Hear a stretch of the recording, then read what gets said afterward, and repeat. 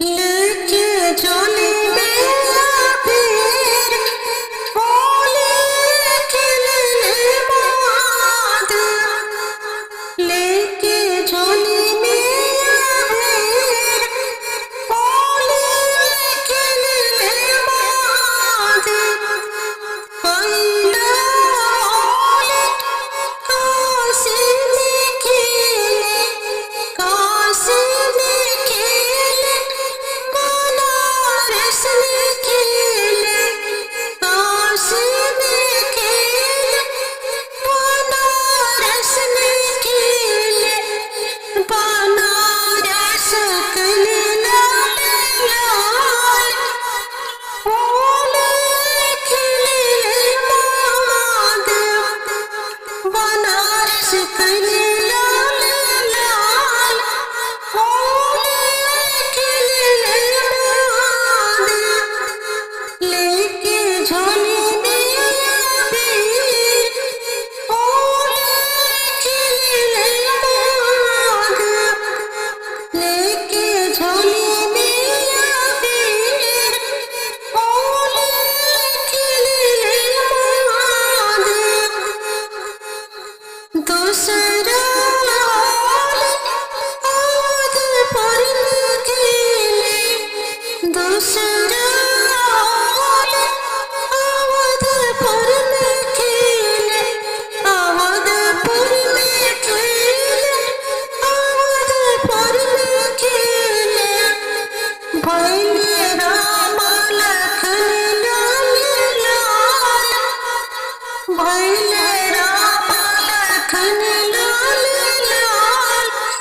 होली खेले माधव लेके झोली में अबीर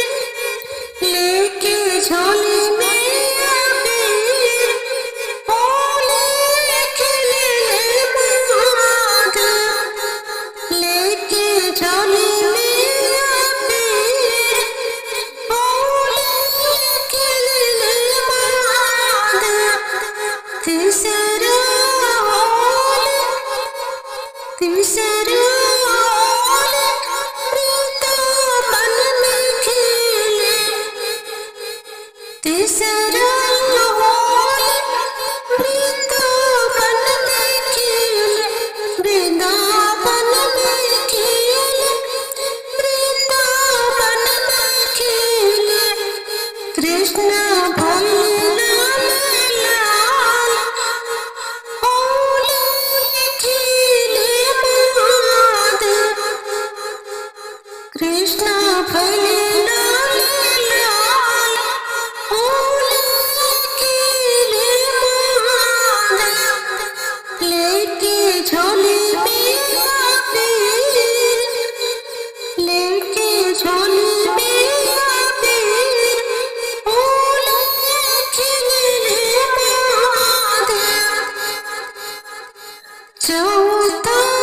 होली कैलाश में खेले चौथा होली कैलाश में खेले कैलाश में खेले कैलाश में खेले नंदी भैले लाल लाल माता भैले लाल लाल होली